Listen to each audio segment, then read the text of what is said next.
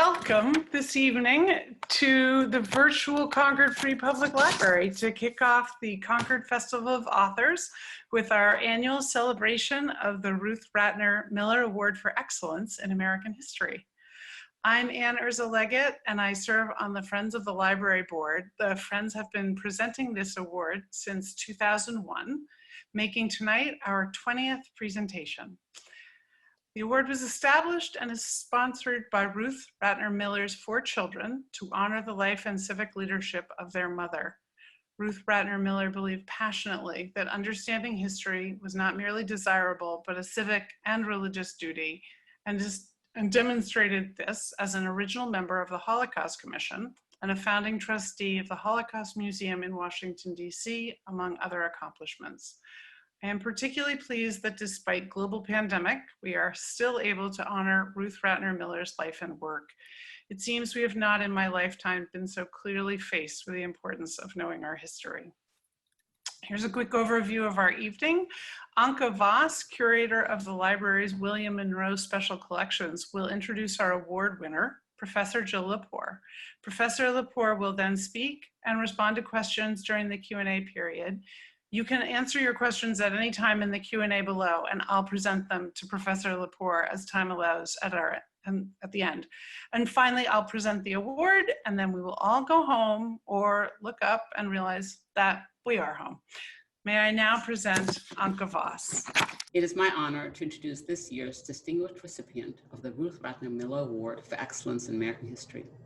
Jill Lepore is the David Woods Kemper Professor of American History at Harvard University.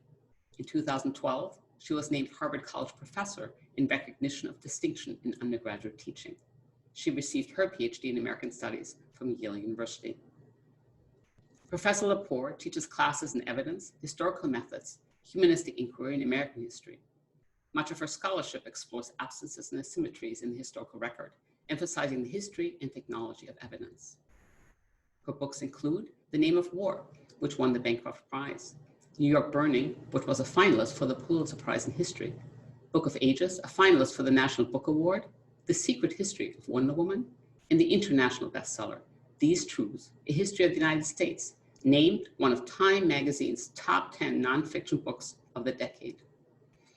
Her latest book, If Then, How the Simulmatics Corporation Invented the Future, traces the genesis of data-driven politics.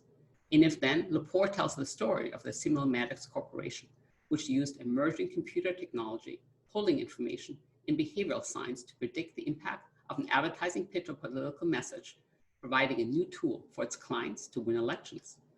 Its first major clients were the Democratic National Committee and John F. Kennedy in the 1960 campaign. If Then has been longlisted for the National Book Award and shortlisted for the Financial Times McKinsey Book Award.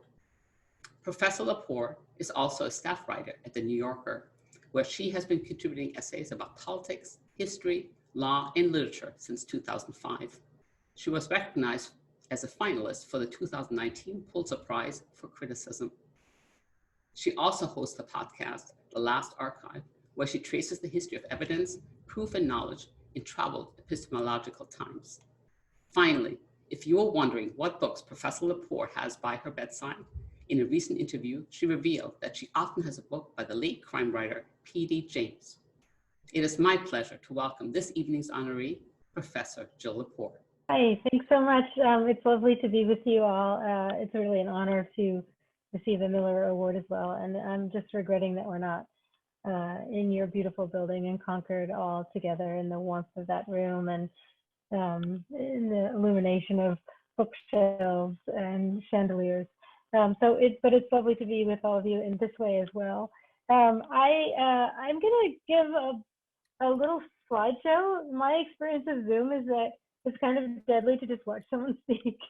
So I'm going to show a series of slides. And what I'm going to try to do is to put the story of my most recent book, This History of the Simulmatics Corporation, into a larger narrative of American history. So I'm going to go ahead now and share my screen. Okay. So we think a lot lately, I think it's hard divided at this moment in historical time.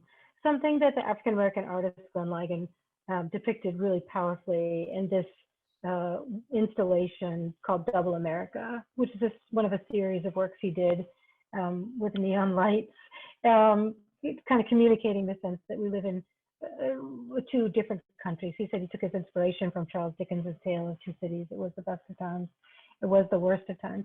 So I'm really interested in this evening in asking us to reflect a little bit on how we got here in order to think about ways that we might find our way out of this moment in time. So one way, what I'm asking us to think about in a country that's so divided, how do we put the pieces of the country back together again? So I'm going to begin with this famous Benjamin Franklin woodcut from 1754.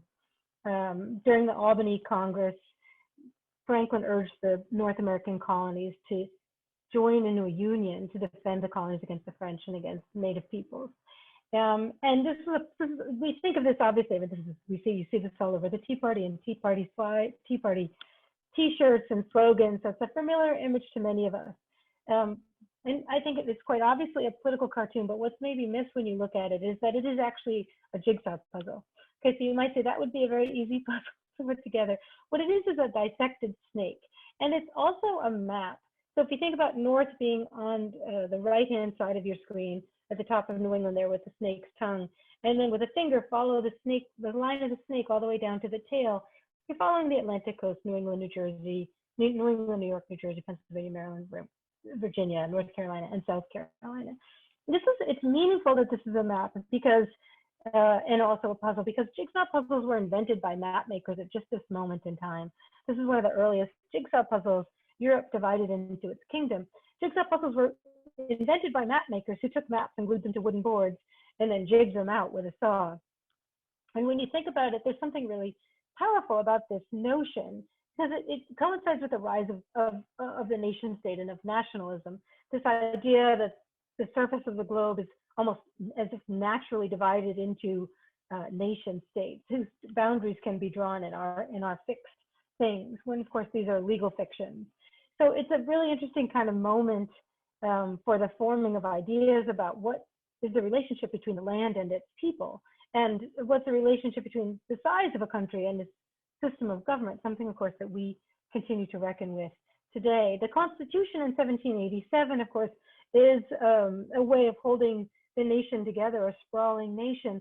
And one of the big arguments that was made against the Constitution in 1787 by opponents of the Constitution was that it would be impossible to have a national government for a republic that was so large. And this is at a time we're thinking only of the 13 colonies. And in fact, it went against prevailing political philosophy to have a large republic. The idea that was prevalent at the time was that if you were going to have people govern themselves, people had to be pretty similar to one another. And in order to be similar to one another and to really understand one another, they needed to be in a small geographical area. That all the self-governing peoples in the history of the world had been peoples living in fairly close proximity to one another. So it came to James Madison to argue that you could have a sprawling republic, that in fact that theory of the relationship between systems of government and the size of territory was wrong. That's Madison's claim, and it's on the back of that argument that the Constitution is ratified. There was from the very beginning a sense that America was two countries. Here's a painting from 1792 that you could as easily call Double America as anything else. So if you look at this kind of really beautiful allegorical representation of the United States, and you look to the left in a white gown, that's Liberty, that's America, what becomes the Statue of Liberty, Lady Liberty. And around her, all in the kind of left diagonal, if you were to draw a diagonal from the top left of this image down to the top right, are the trappings of liberty, the fruits of liberty, the arts, the sciences, the greatness of knowledge. There's a little mini library here. There's a globe, there's a palette and paintbrushes. And everything to the right of her allegorically represents slavery and the atrocities and deprivations of human slavery. And the figure who opposes liberty here is an iconographical representation of slavery, is the Black woman on the right with the kerchief in her hair, who we see again and again in American art. But this is just to suggest, even just years after the nation is formed, there's a sense that the country is really two countries. And this is, of course, an indictment of the hypocrisy about the relationship between these two countries. But remember, too, this is at a time of European imperialism when European countries, since the 1440s, when Portugal first extended its reach to Western Africa, when European nations are carving up the rest of the world, here Napoleon and William Pitt of England carving up the globe as if it is a plum pudding. That's, in the 19th century, this is very much the era of European imperialism that takes its place in the divisions that we'll see in the United States as well, largely through the act of acquiring new territory. So it is from Napoleon, of course, that Jefferson makes the Louisiana Purchase in 1803. This map gives you some sense of just the sense of geographic possibility that Americans had on the sort of skirt of the Atlantic coast, where the densest settlements were, as they thought about the prospect of continental expansion across this vast and beautiful land, which had been the ancestral homelands and was, of course, occupied by indigenous peoples all through this era. But on these kinds of maps, sort of rendered as a vast empty space. Part of that space would be acquired and taken into the Union in 1848 at the end of the war with Mexico.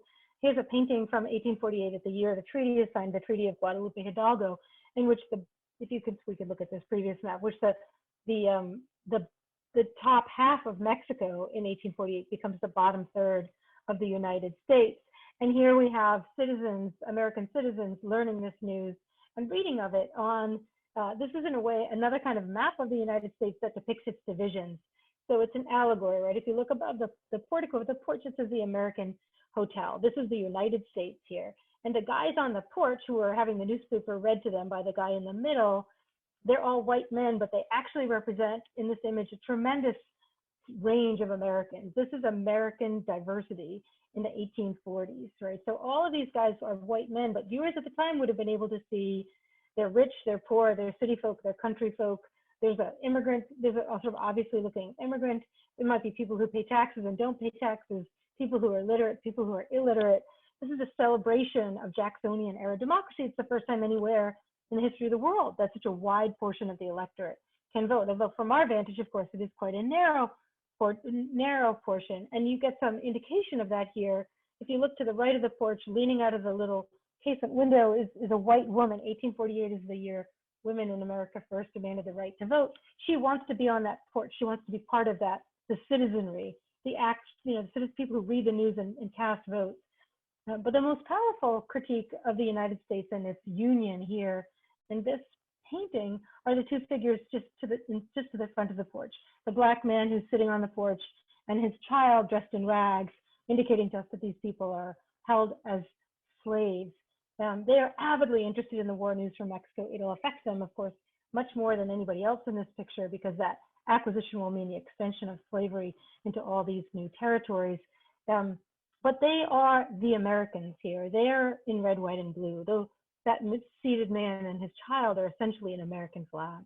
So kind of just think of that as a flag, and the picture has a wholly different meaning. By the 1850s, because of that acquisition of territory, and because of the power and strength and moral authority of the Black abolitionist movement, which is largely a Christian evangelical movement from the North, the country is divided over the question of slavery, which begins to be depicted on maps that for the first time draw state boundaries and color the states different colors based on their political leanings. This is a new thing, right? This looks really, I think if you look at this immediately, like, yeah, I get that. I see that map all the time, but it's new then. And so what this map does is depict states where slavery is illegal and violates the state constitution in white, and states where slavery is legal in black, and then the states that have not yet entered, the areas that have not yet entered the Union are in gray.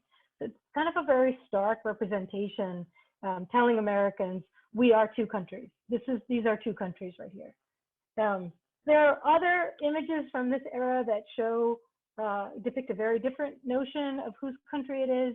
This is Sojourner Truth, the great abolitionist, in 1864, a year after the Emancipation Proclamation, wearing this kerchief. She looks very much like that allegorical figure of slavery that we saw earlier, but this image is a story of emancipation and of citizenship. So if you look at this beautiful daguerreotype photograph, And you follow the skein of yarn from her right hand, you'll see that the skein itself makes the map of the United States. So just below the triangle tip of her shawl, you see the Great Lakes. You go across to the east, you see Maine, and go down the Atlantic coast, you see the peninsula of Florida to Louisiana and into the Gulf of Mexico. Here is an image in which Sojourner Truth claims not only her citizenship, but her contributions to the building of the United States. So this is a kind of single America image. It's not a double America image, but it has a kind of really interesting reversal of earlier images that we would have seen.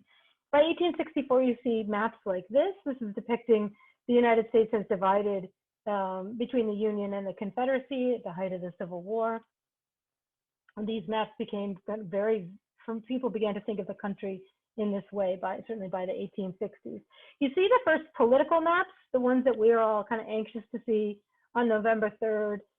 It's after the election of 1880. The caption here is an error, I'm sorry. But this is an extraordinarily important map, and it's the first that represents the popular vote at the county level. It's just technologically possible for the first time to offer this level of detail. These maps are really fascinating to look at. This one in particular because it uses the color scheme of red and blue, which is a novelty, and it just happens to, there are ways in which you can see, if you look at this, red and blue states in our own day, these divisions so long lasting about different parts of the country. So we have a vision of the Union of the United States and its welcoming quality by the 1880s with the Statue of Liberty in the harbor of New York, but which is a decade that also yields, for instance, this political cartoon proposing a statue to be erected in San Francisco harbor, warning Chinese immigrants away. So the 1880s and the aftermath of the Civil War represent an era of incredible racial restriction, the imposition of racial hierarchies.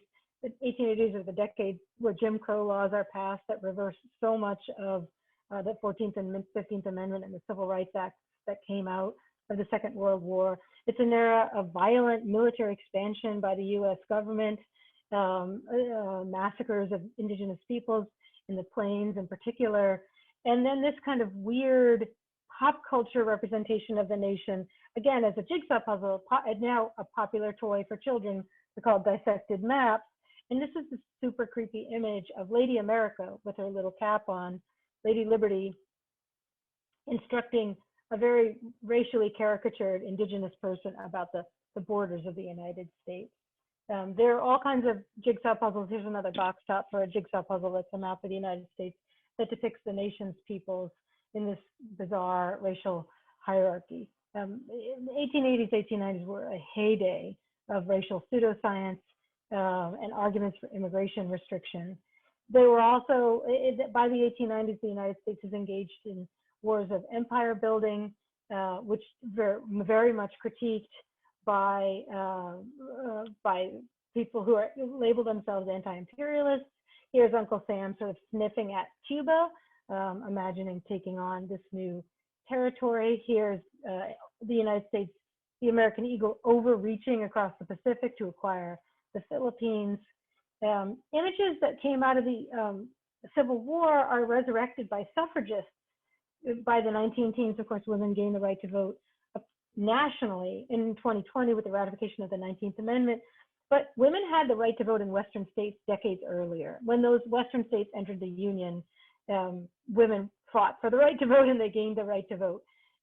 So here's an image that's suggesting that the nation is divided left to right, west to east, between parts of the country where women can vote and parts of the country where women are enslaved under the tyranny of men. So here's Lady Liberty bringing suffrage from the west to the east. But again, two different Americas here.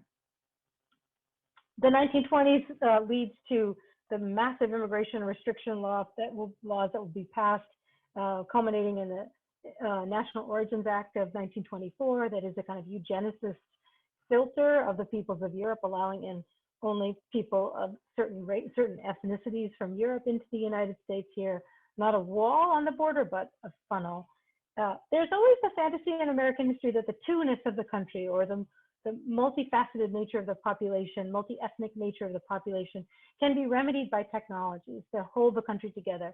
So I'm really fascinated by these maps of different, this is radio map of the United States from the 1920s and the beginning of the age of radio. By the beginning of the Second World War, especially confronting Nazi Germany and the use of racist science by the Third Reich, Americans begin to engage in campaigns to celebrate the nation as a nation of immigrants, in spite of the tremendous immigration restriction that is still in place, in spite of the forced deportation in the 1930s of Mexican Americans. There's this new kind of celebration that's part of how Americans come to understand them. This is what makes America, America, that we actually are all different. This is really kind of a 1930s idea. By the 1940s, there's this idea, very different idea of America as a superhero and even a superpower. Captain America and Wonder Woman come out of this era. They're iconographic representations of the United States. It'll be FDR who will bring the United States to superpower status in some way, or begin that path through its role in the Second World War, both in terms of the military campaigns that the Allies wage and the provisioning that American manufacturers do of Allied arsenals. Here, FDR in his office looking at a globe, kind of you can picture him imagining the future role that the United States would play and what would come to be called a liberal world order. The way that I want to intervene in this story with the book that I've written about the Simulmatics Corporation is to think about the influence of mainframe computers that arrive, that are products of the Allied war effort in the 1940s and become commercial products beginning in the 1950s.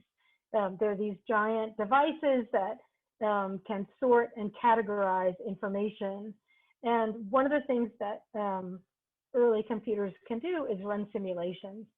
So during the Cold War, the military uses mainframe computers to simulate the trajectory of missiles, say. It's very important to arms race to be able to do this kind of simulation of objects through space. The Simulmatics Corporation, which was formed in 1959, devises what it calls a people machine to simulate an election. It's one of the very first, if not the first, wide-scale project to attempt to predict human behavior by use of a computer. That is actually in the IPO of the company. The company goes public in 1961, selling it a service, identifying its mission as predicting human behavior and selling those predictions to corporations and to businesses and to nonprofits. So the Simulmatics Corporation is formed in 1959. It advises John F. Kennedy in his election in 1960. It claims credit for his victory and goes on to conduct simulations in all manner of human affairs.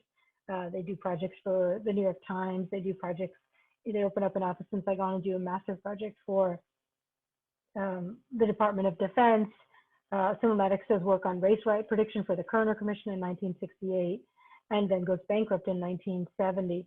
But I want to kind of suggest that this is a really important turning point in the history of whether Americans are a unified nation or a set of multiple sorts of people. The ability of computers to sort people into demographic categories, into smaller and smaller segments of the electorate, which is what the Simulmatics Corporation was doing, fundamentally transforms American political life.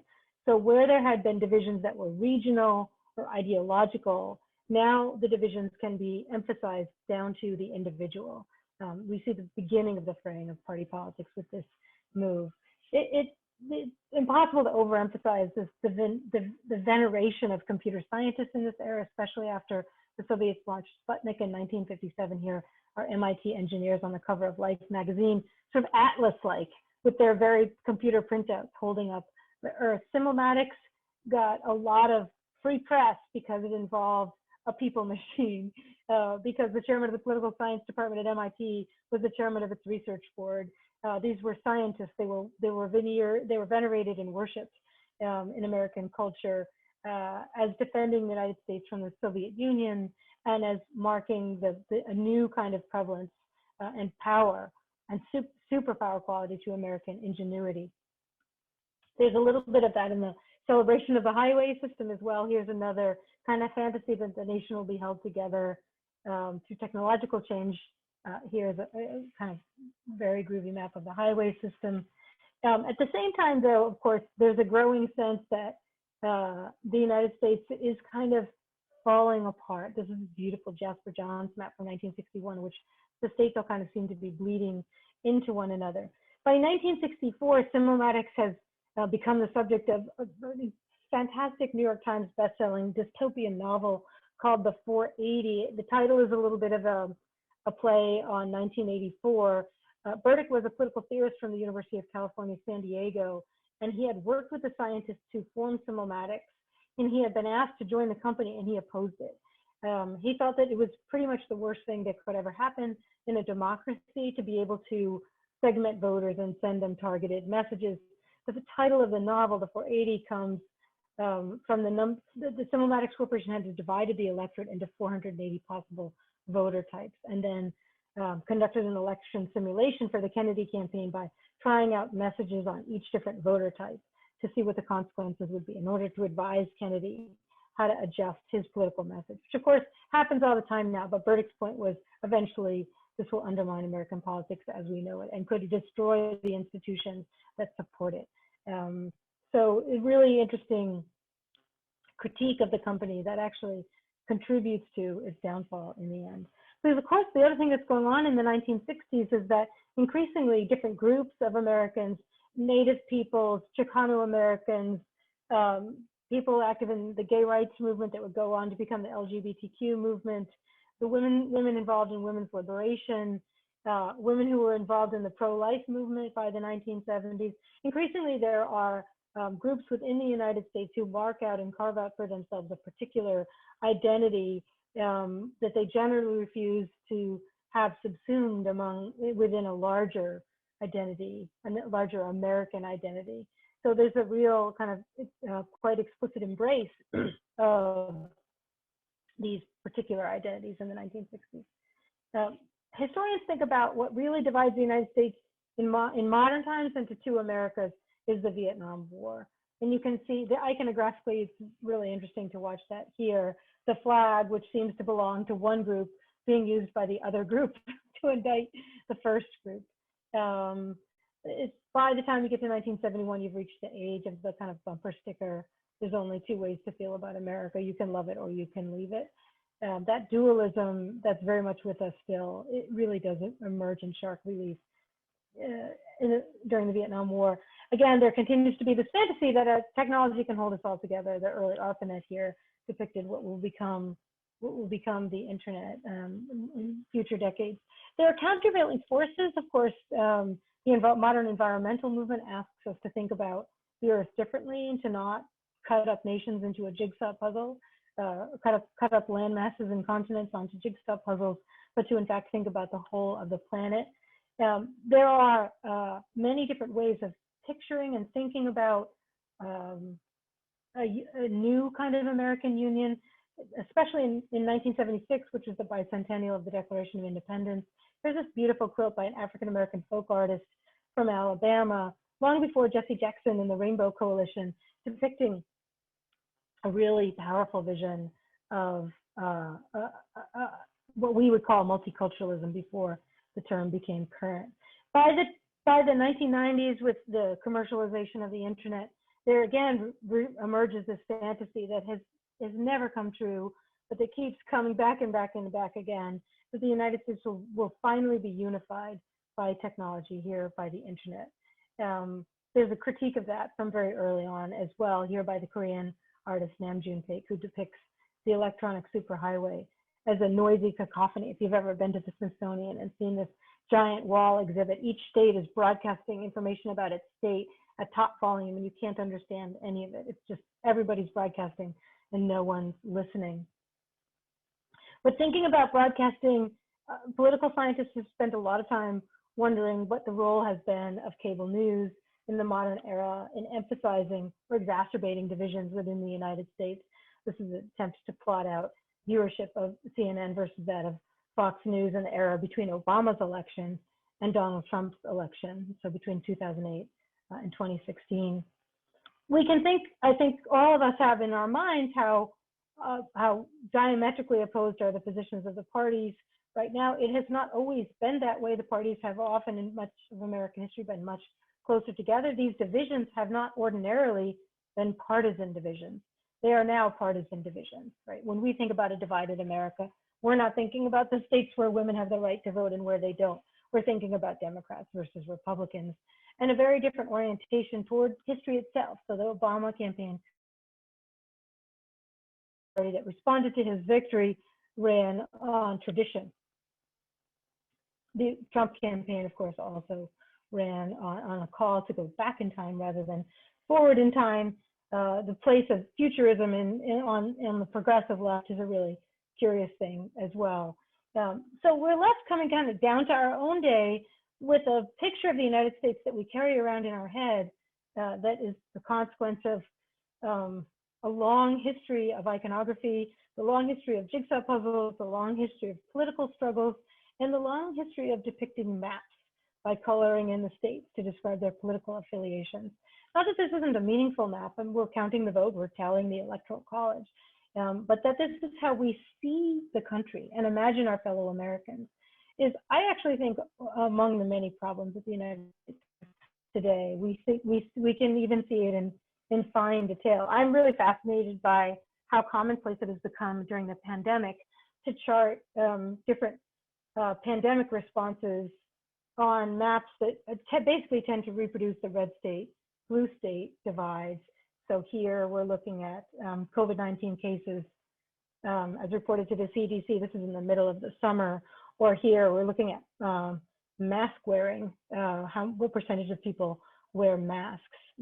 See the way in which it calls to mind what we know about the electoral map. So we're left then with this nation divided, continually divided in new ways at different moments. And I guess the question, I'd be curious to hear thoughts from people during the Q&A, just a small sort of assignment, which is, how do we put these pieces back together again? So thanks very much. Thank you. Yes, we do have some questions from the audience. So I'm going to just start off with one, which was, as a historian, you must have interesting understanding of where America is in the arc of our history. How would you contextualize this moment we are in? Yeah, I think, a lot of what my talk was doing that, right? So sort of seeing there have been moments of incredible division in the past. There have been moments where Americans found themselves unable to speak with one another. I think it's important when we think about how bad things have been in this country before, that we think about the whole of the population living in the United States and not just about people who are eligible to vote. Often people will say, it's never been so polarized. Well, obviously it's been so polarized. On the eve of the Civil War, there were 4 million people living in the United States held as slaves. Their political position was the exact opposite of the political position of anyone advocating the continuation of slavery. So that is a phenomenally polarized politics. It's just that the people who hold one position are utterly disenfranchised. So one way that I tend to think about this moment in terms of polarization has to do with this is a nation in which theoretically we are all eligible to vote, women and people of color, indigenous people. We have a very different polity now. We have a very high immigrant population. We have a really different polity than at different moments in American history. And things are much more contested, but it's not that things weren't as hotly contested in the past. It's that so many people couldn't vote. So we have a really narrow understanding of polarization in the past. Even quantitatively, it's difficult to measure it. So do you feel like when you say it's quantitatively difficult to measure it, it's because of all the differences of the people? Just there are so No, many. just because we can't measure the political opinions of people who weren't asked political questions. So most of our measures of polarization have to do with how people vote, so election returns, or how members of Congress vote. So there's a famous quantitative measure in political science that measures polarization by looking at House roll call votes. So it assigns to every member of Congress a number on a political spectrum from liberal to conservative. And then every time there's a vote, there's a massive corpus of this stuff going back to 1790, where you can see, are people voting along party lines or not? So you can track polarization that way. Okay, so that's fine, but we're looking at a very narrow segment of the electorate. We're looking at members of Congress, but they're not even representing people the views of people that live in their districts, because most of those people can't vote. So it's not that useful of a metric in some ways if you want to think about the political opinions of everyone. Or think about, say, George Gallup, who began his polling in 1935 when he established the American Institute of Public Opinion. Gallup did not poll Black voters for two reasons. One, Black voters in the southern states couldn't vote because of the vigilantism and violence of Jim Crow and voter suppression laws. And Black voters in the North had political opinions, but Gallup didn't want to ask them their political opinions because he had a nationally syndicated column, and Southern newspapers would have dropped it if he reported on the political opinions of Blacks. So we know very little for the middle decades of the 20th century about the political opinions of Black voters. That is, in fact, why Simulmatics was founded in 1959, because a bunch of liberal Democrats in New York wanted to convince the Democratic Party to care about Black voters. They wanted to convince the Democratic nominee that the Democrats could only win back the White House by winning over Black voters in the North. And they'd been saying that and saying that and saying that. And the Democrats, of course, were deeply allied with Southern conservatives and would not take a strong stand on civil rights. So the Simulmatic scientists built this people machine effectively to be able to demonstrate the quantitative importance of the Black vote. So they could run a simulation and say, if you would speak to Black voters, this is how you would win. It's an integral part of the story, but it's the very absence of that information that, of course, makes it very difficult to measure polarization in, I think, a ultimately meaningful way. Right. Well, so here's another question, sort of on the same thing, but do you think that the people throughout the United States would have been better off had the southern states seceded? And like there had been essentially two countries, and making those two landmass smaller. I don't know actually if that's everything that this I'm elaborating on this. Yeah, living on the question. Yeah, it's an interesting question. So when you trained to become a historian, you were very strongly discouraged from ever answering a counterfactual question. Okay. That is to say, if this, then what would have happened? Right. This is a counterfactual question. There is no, I can't give there's no empirical way to answer it. Right? I can give no evidence to support my position. One cannot know. I don't think, in my history of the United States, these truths I say, and as many historians have said, the North won the Civil War, but the South won the peace. It's not so much, the problem wasn't keeping the South in the Union. Like, I think the war was rightly fought. The problem was the Union then conceded everything to Southerners during the peace, for complicated reasons having to do with various political compromises, and not least having to do with the assassination of Abraham Lincoln.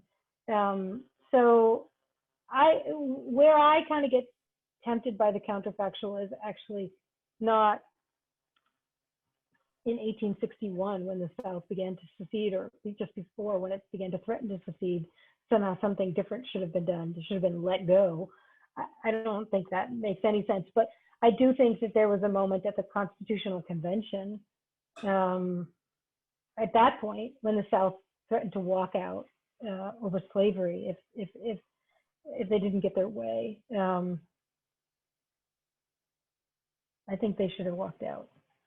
Yeah. Like I think that they probably should have been allowed to walk out. Right.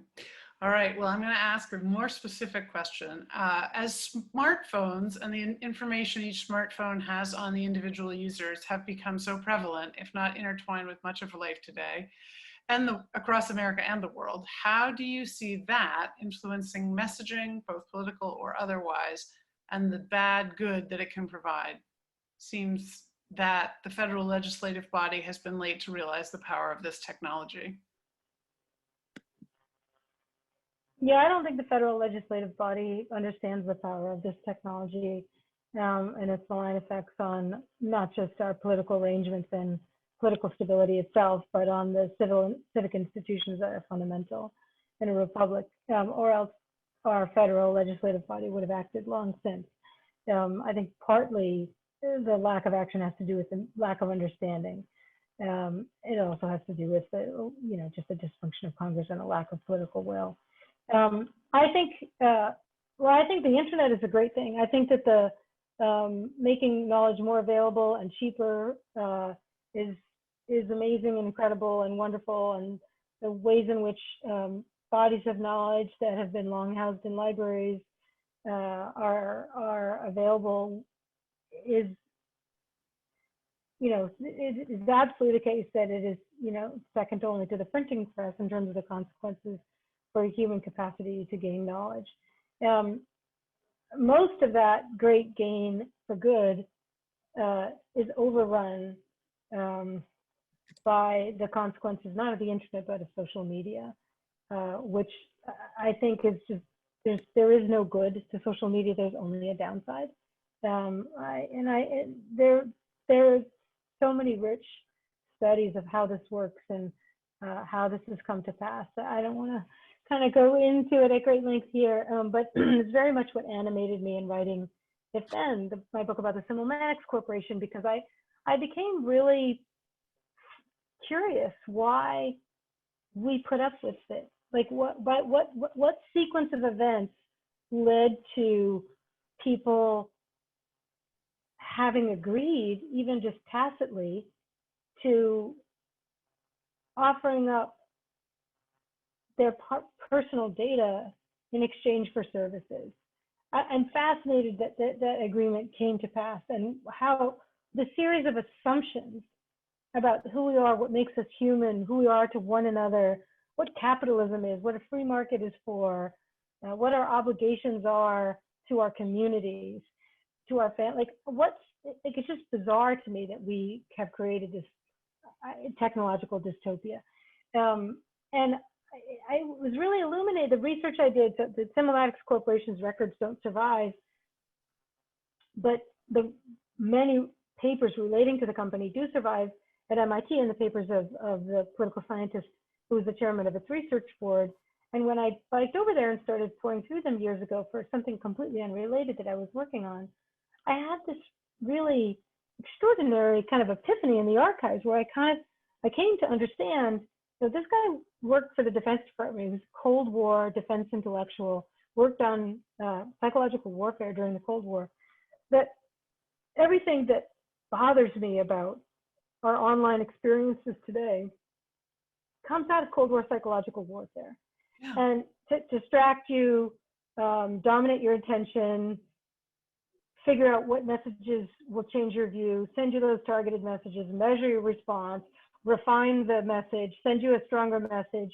That's psychological warfare. Like, that's what it is. And so that feeling of being emptied out, diminished, degraded, and exhausted that I think so many of us feel even more intensely when devices are the only way that we interact with one another. That is because we have experience, albeit, with all kinds of perks and bells and whistles and packages on your doorstep from Amazon, but in the guise of, luxury, something that is deeply terrible for the human condition. Right. So another question is, do the inherently undemocratic institutions like the Senate, the Electoral College, and the lifelong Supreme Court appointments need to be altered in order for the country to position itself for the future? I don't think so. I think there are all kinds of contortions and corruptions in the system that need to be fixed. The argument for changing the structure of the Senate, packing the court, is that those other good government reforms can't happen until these things are done first. But of course, if you make these big changes, kind of rearranging the constitutional separation of powers and the means for electing senators, then you usher in this new regime. Then you do all the things that people who wanted to do the first set of things want to do, somehow overturn Citizens United, like a series of kind of good government things, enact the Green New Deal. Well, then are you going to go back and return the system to an earlier version that could work just fine so long as this agenda was passed? Like, that's never going to happen. Right. And the political stability of the system when it is working is incredible and unrivaled, right? So I don't know how you get to getting the reforms that really need to happen. Like I, as a citizen, really want to see those things happen. But I think the argument of the left that the only way to defeat the right is to play by, is to no longer play by the rules. That means the right wins, not the left wins. Like by definition, as far as the right has then won. Right. One of the questions that comes up is sort of, it falls in this, do you think ranked choice voting might help to smooth out some of the political polarization? I think like that, well, what do you think? Yeah, I think ranked choice voting is largely a fantasy. So I teach a class, a Harvard undergraduate class I'm teaching this semester, and I had my students, just as an exercise in little small groups, they had to propose a ballot of a draft, the language of 3 constitutional amendments. And then they had to vote on which one they thought was best, and then it went forward to another kind of convening, and they voted on which ones, and then we had a final ballot. And one of the amendments that won was calling for ranked choice voting, which is really interesting. Like it is like young people really favor it. It seems like, oh, this will solve everything. But young people who go to Harvard really favor it. But I believe, insofar as I know, your listener might have different information. I mean, other people on the webinar might, so people should pipe up. I believe that the empirical research suggests that most people stop voting. It's too complicated. It's too hard to actually fill out the ballot. I would have to say, like, if you don't know what ranked choice voting is and someone explains it to you, you probably have a lot of questions about it. Like, what does that mean for, and it's not unlike the reform in the 1880s in the United States that came to be known as the Australian ballot. So before the 1880s, you brought your own ballot to the polls and you voted publicly. Your vote was not a secret. Because there were so many poor people at the height of the Industrial Revolution, people would go to the poll. You could pay somebody to give you their ballot and you cast it. There was just tons of people selling their franchise away because they were starving. So progressives at the time called for the Australian ballot, which was this reform that came from Australia and had just been adopted in Parliament, which was, oh no, the government will print the ballot, you don't have to bring your own or get it from a party hack at the polling station. And you will vote secretly indoors in these little booths. That was meant, the people who called for that reform were a lot like the people who call for ranked choice voting. They think it's fairer, it's better, and it gives everybody a better shot. They have this, for ranked choice voting, this is very important goal of reducing polarization, but the Australian ballot was trying to reduce voter intimidation. But in a way, the two reforms likely have the same consequence. So the Australian ballot was adopted first in Massachusetts in, I think, 1888 maybe. But then all the other places where it was next adopted were in the Jim Crow South, because it was a de facto literacy test, and it was one of the first and easiest ways to disenfranchise Black voters. So if you have if all you do is you go to the polling station and the Republican there gives you a blue ticket, which they're called tickets because they look like train tickets, and you vote the party ticket, you know that it's the Republican, you're a freedman, you're going to vote for the Republicans. All you have to do is bring that blue ballot up. If you're going to go do a secret ballot, you have to know how to read. So it was a way to disenfranchise voters. And I think that in many ways, the likely consequence of ranked choice voting, not so much disenfranchisement, but the lowering of voter turnout. Right. Right. Okay. Well, here's another question sort of following the same thing, which is the next president will face a divided nation, not unlike in the past. Is the next America ascendant because of our humanism, our ethical values, or is it because the US is strong and powerful and technologically superior? Do we have, like, what do morals have to do with our sort of real politic, do you think? I'm guessing that the questioner, that the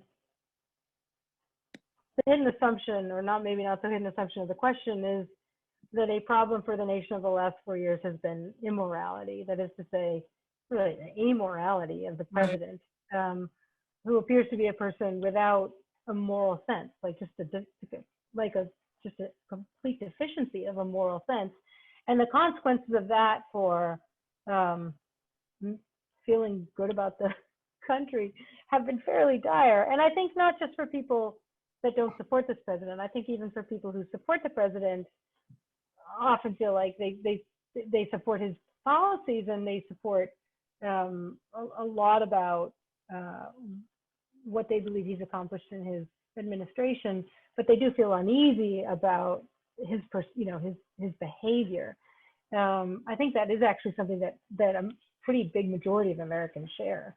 I think there's, of course, tremendous division over who the next president should be, but I think there is something deeply unsettling about the real absence of, empty rhetoric is pretty tough to take, but I would take it at this point. Like some good lofty rhetoric. Yeah. About some good lofty rhetoric about unity and national purpose would go pretty far. Right. That had to it a quality of a call for generosity and sacrifice and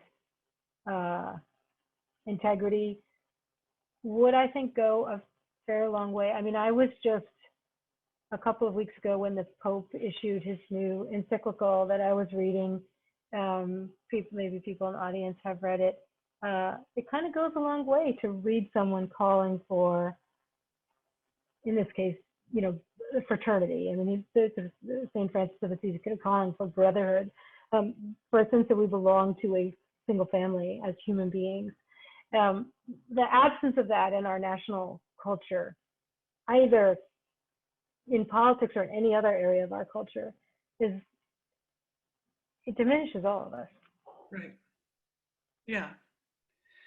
I think that's a really great question to end on, actually. I think that I can't, we have other questions, but I know we also have a limited amount of time, and I don't want to cut off your evening. And also, I think that I want to make sure that I have a chance to present you with our award. So this is, I'm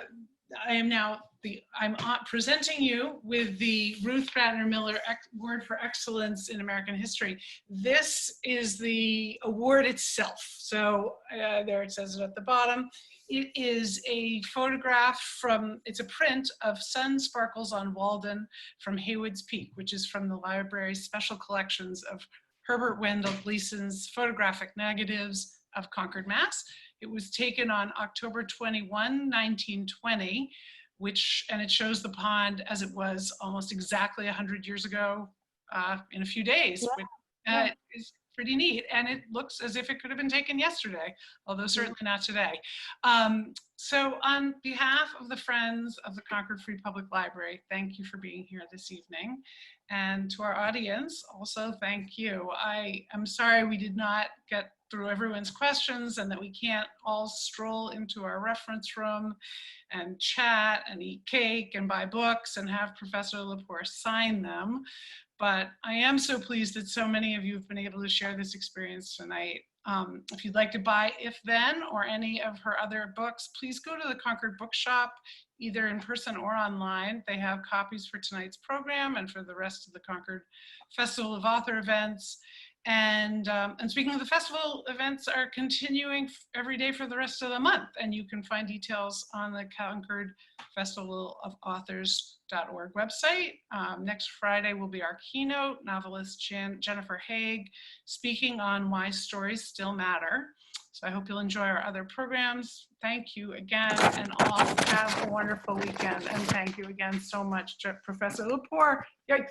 I just want to say thanks to the Friends of the Library and also to the Miller family for endowing this award, and to everyone who came out this evening. I do so wish we were together in the library, but I will cherish that view from Walden, from the hill up above Walden Pond, and think of the library with great fondness. And please do patronize the Concord Bookshop. It's an incredible, wonderful, adorable, scintillating place, and I will be with you all there in spirit.